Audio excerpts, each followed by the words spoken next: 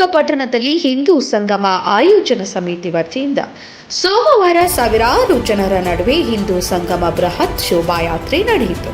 ಪಟ್ಟಣದ ವೀರಭದ್ರೇಶ್ವರ ಸ್ವಾಮಿ ದೇವಾಲಯದಿಂದ ಆರಂಭವಾದ ಯಾತ್ರೆ ಮದಕರಿ ವೃತ್ತ, ದುರ್ಗಾಂಬಿಕಾ ದೇವಿ ದೇವಾಲಯ, ಗಣೇಶ ದೇವಸ್ಥಾನ, ಗಾಂಧಿ ವೃತ್ತದಿಂದ ಮುಖ್ಯ ರಸ್ತೆಯ ಮೂಲಕ ಟಿಬಿ ವೃತ್ತದಿಂದ ಪ್ರಥಮ ಶೆಟ್ಟಿ ಬಡಾವಣೆಗೆ ತಲುಪಲಾಯಿತು.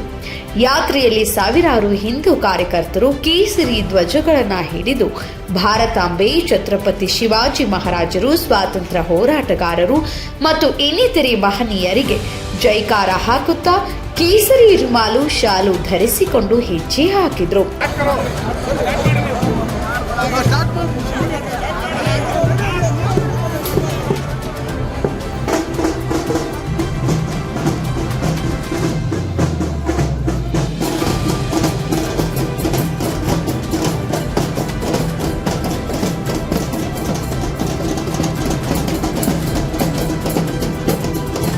ಆರಂಭದಲ್ಲಿ ಶೋಭಾಯಾತ್ರೆಗೆ ಬೆಲಗೂರು ಮಾರುತಿ ಗುರುಪೀಠದ ವಿಜಯ ಮಾರುತಿ ಶರ್ಮಾ ಸ್ವಾಮೀಜಿ ಚಾಲನೆ ನೀಡಿದರು.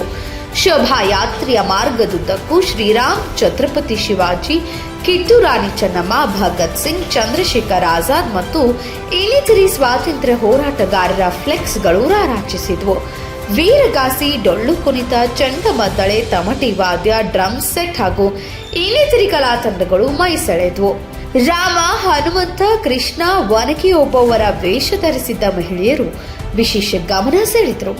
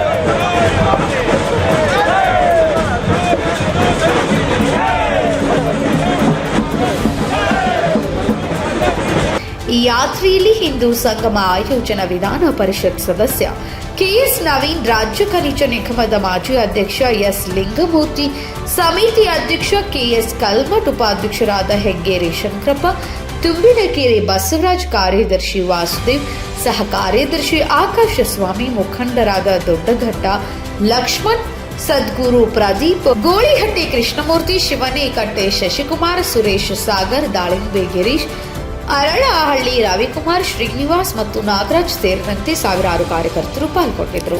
ಗುರುಭ್ಯೋ ನಮಃ.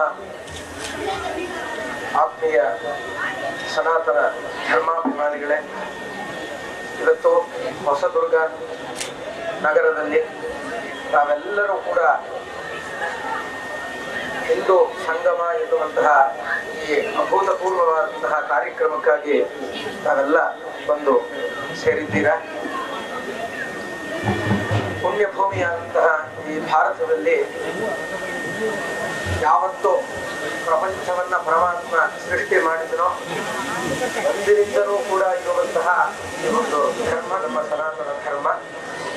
ಇದಕ್ಕೆ ಪ್ರಮಾಣ ಗ್ರಂಥ ಯಾವುದಪ್ಪ ಅಂತ ಹೇಳಿದ್ರೆ, ಪರಮಾತ್ಮ ನಾನು ಸೃಷ್ಟಿಯನ್ನು ಮಾಡಬೇಕು ಅಂತ ಹೇಳಿ ಸಂಕಲ್ಪ ಮಾಡಿದಾಗ ಮೊದಲು ಅವನಿಂದ ಒಂದು ಉಸಿರು ಹೊರಗೆ ಬಂದಂತೆ ಆ ಉಸಿರನ್ನೇ ವೇದ ಅಂತ ಹೇಳಿ ನಮ್ಮ ಪ್ರಾಚೀನರು ನಂಬಿದ್ದಾರೆ. ಅಂತಹ ವೇದಗಳು ನಮಗೆ ಪ್ರಮಾಣ ಗ್ರಂಥಗಳು. ನಮಗೆ ನಮ್ಮಲ್ಲಿರುವಂತಹ ವೇದಗಳಲ್ಲಿ ಮನುಷ್ಯರ ಉದ್ಧಾರಕ್ಕಾಗಿ ಮತ್ತು ಅವರ ಔನ್ನತ್ಯಕ್ಕಾಗಿ ಯಾವ ಮಾರ್ಗವನ್ನು ಅವರು ಅನುಸರಿಸಬೇಕು ಅಂತ ಹೇಳಿ ಅದರಲ್ಲಿ ಪರಮಾತ್ಮನ ನಿರ್ದೇಶನ ಇದೆ. ಇದು ಯಾರೋ ಒಬ್ಬ ಅಥವಾ ಯಾರೋ ಒಬ್ಬ ವ್ಯಕ್ತಿ ರಚನೆ ಮಾಡಿರುವಂತಹ ಗ್ರಂಥ ಅಲ್ಲ. ಅದಕ್ಕೆ ಇದು ಅಪೌರುಷೇಯ ಅನ್ನುವಂತಹ ಹೆಸರನ್ನು ಪಡೆದಿದೆ. ಅಂದರೆ ಯಾವ ವ್ಯಕ್ತಿಯೂ ಈ ಗ್ರಂಥವನ್ನ ರಚನೆ ಮಾಡಿಲ್ಲ. ಬದಲಾಗಿ ಪರಮಾತ್ಮನೇ ಸ್ವಯಂ ನಮಗೆ ಕೊಟ್ಟಿರುವಂತಹ ಗ್ರಂಥಗಳು. ಇಂತಹ ವೇದಗಳನ್ನ ಆಧರಿಸಿ ಅನೇಕ ಗ್ರಂಥಗಳು ಮತ್ತೆ ಸ್ಮೃತಿಗಳು, ಶಾಸ್ತ್ರಗಳು ಇವೆಲ್ಲವೂ ಕೂಡ ನಮ್ಮ ಈ ಪುಣ್ಯ ಭೂಮಿಯಲ್ಲಿ ಬಂದವು. ನಂತರದಲ್ಲಿ ಈ ನಮ್ಮ ಸನಾತನ ಧರ್ಮ ಅನ್ನುವಂತಹ ಈ ಧರ್ಮದ ವೈಶಿಷ್ಟ್ಯ ಎಂಥದಪ್ಪ ಅಂತ ಹೇಳಿದ್ರೆ, ಇದರಲ್ಲಿ ಯಾರ ಕುರಿತಾಗಿಯೂ ಕೂಡ ಭೇದ ಅಥವಾ ಭಿನ್ನಾಭಿಪ್ರಾಯ ಅನ್ನುವಂಥದ್ದು ಇಲ್ಲವೇ ಇಲ್ಲ. ಯಾಕೆ ಅಂತ ಹೇಳಿದ್ರೆ, ಒಂದು ಸಣ್ಣ ಘಟನೆಯನ್ನು ನಾನು ಈ ಸಂದರ್ಭದಲ್ಲಿ ಹೇಳಬೇಕಾಗುತ್ತೆ. ಆ ವೇದದಲ್ಲೇ ಹೇಳುತ್ತೆ, ಸಂಗಚ್ಛತ್ವಂ ಸಂಬದತ್ವಂ ಸಿಜಾನತ. ನೀವೆಲ್ಲ ಇಲ್ಲಿಯ ಜನರು, ನೀವೆಲ್ಲರೂ ಕೂಡ ವಯೋಮಾನದಲ್ಲಿ ಅಂತರಗಳಿವೆ ಮತ್ತು ವಿದ್ಯೆಯನ್ನು ಒಬ್ಬರು ಪಂಡಿತರು ಇರಬಹುದು, ಇನ್ನೊಬ್ಬರು ಪಾಮರರಿರಬಹುದು, ಯಾವ್ಯಾವ ಥರದ ವ್ಯತ್ಯಾಸಗಳಿದ್ದರೂ ಕೂಡ ನೀವೆಲ್ಲ ಬಂದು ಸೇರಿರುವಂತಹ ಒಂದೇ ಒಂದು ಕಾರಣ, ಈ ಧರ್ಮ ಅನ್ನುವಂತಹ ಆ ಒಂದು ನಮಗೆ ಕಾಣದ ಒಂದು ಶಕ್ತಿ ನಮ್ಮನ್ನ ಈ ಸ್ಥಾನದಲ್ಲಿ ಕೂಡಿಸಿದೆ.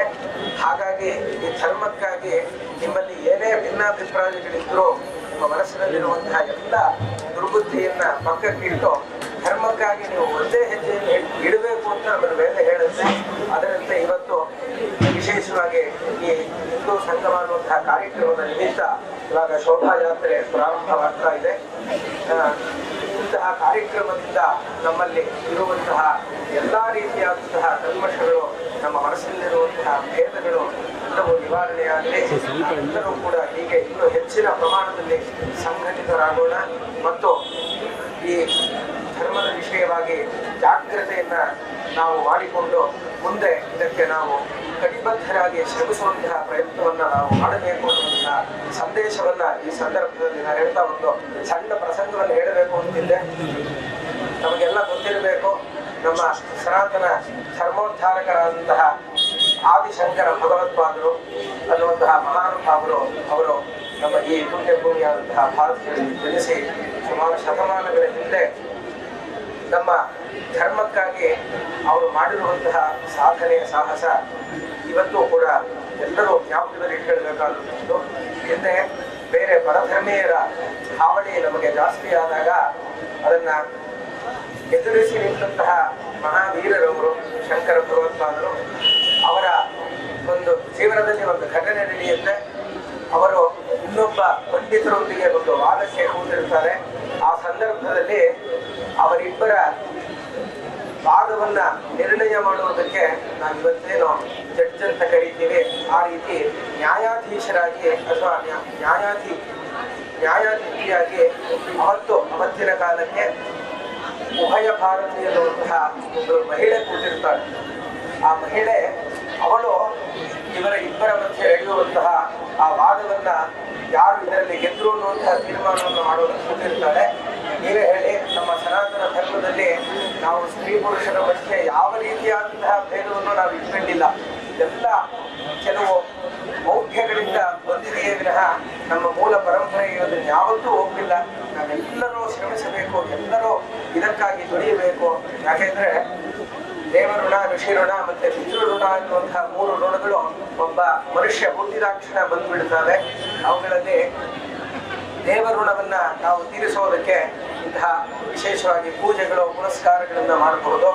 ಋಷಿ ಋಣ ಅಂತ ಹೇಳಿದ್ರೆ ನಮ್ಮ ಪರಂಪರೆಯನ್ನ ಉಳಿಸುವಂಥದ್ದು ನಮ್ಮೆಲ್ಲರ ಆದ್ಯ ಕರ್ತವ್ಯವಾಗಿರುತ್ತೆ.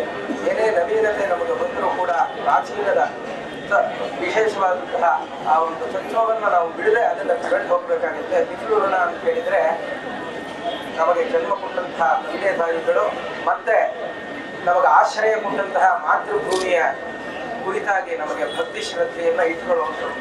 3 ನಾವು ಇಟ್ಕೊಂಡ್ರೆ ಮಾತ್ರ ನಮ್ಮ ಜನ್ಮ ಸಾರ್ಥಕ ಆಗುತ್ತೆ. ಅಂತಹ ವಿಷಯವಾಗಿ ಅನೇಕ ರೀತಿಗಳಲ್ಲಿ ಉಪದೇಶ ಮಾಡಿರುವಂತಹ ಧರ್ಮ ಯಾವುದಾದ್ರೂ ಒಂದಿದ್ರೆ ಅದು ನಮ್ಮ ಸನಾತನ ಧರ್ಮ ಅಂತ ಹೇಳಿ ನಾವೆಲ್ಲ ಹೆಮ್ಮೆಯಿಂದ ಹೇಳಬೇಕು. ಅಷ್ಟೇ ಅಲ್ಲ, ನಮ್ಮ ಮಕ್ಕಳಿಗೆ ಸಂಸ್ಕಾರವನ್ನು ಕೊಟ್ಟು ಎಲ್ಲರನ್ನೂ ಧರ್ಮ ವೀರರನ್ನಾಗಿ ನಾವು ಮಾಡಬೇಕು ಅನ್ನುವಂತಹ ಸಂದೇಶವನ್ನು ಈ ಸಂದರ್ಭದಲ್ಲಿ ಹೇಳಿ ಸಮಯ ಹೆಚ್ಚಿಲ್ಲ. ಮುಂದೆ ಶೋಭಾಯಾತ್ರೆ ಸಾಗಬೇಕಾಗಿದೆ. ಇಲ್ಲಿ ವೇದಿಕೆ ಕಾರ್ಯಕ್ರಮದಲ್ಲಿ ಮುಂದೆ ಎಲ್ಲ ಪಂಡಿತರು ಎಲ್ಲ ಅದಕ್ಕೆ ಬಂದು ಮಾತನಾಡುವರಿದ್ದಾರೆ. ನಾವೆಲ್ಲ ಎಷ್ಟು ಜನ ಇರಬಹುದು, ಆದರೆ ನಮ್ಮೆಲ್ಲರ ಹೃದಯದಲ್ಲಿ ಪರಮಾತ್ಮನ ಒಂದು ಶಕ್ತಿ ಎನ್ನುವಂಥದ್ದು ಇವತ್ತು ನಮ್ಮಲ್ಲಿ ಹೀಗೆ ಸೇರಿಸಿದೆ. ಎಲ್ಲರೂ ಹೀಗೆ ಇಂತಹ ಕಾರ್ಯಕ್ರಮಗಳಲ್ಲಿ ಭಾಗಿಯಾಗಿ ಧರ್ಮ ರಕ್ಷಣೆಗೆ ಎಲ್ಲರೂ ಸಿದ್ಧರಾಗೋಣ ಅನ್ನುವಂಥ ಮಾತನ್ನು ಹೇಳ್ತಾ ಇಲ್ಲಿಗೆ ಈ ಮಾತನ್ನ ಉಪಸಂಹಾರ ಮಾಡ್ತಾ ಇದ್ದೀನಿ. ಹರ ನಮ ಪಾರ್ವತಿ ಪತಯೇ ಹರ ಹರ ಮಹಾದೇವ. बोलो रामचंद्र महाराज की, वीर प्रताप हनुमान की।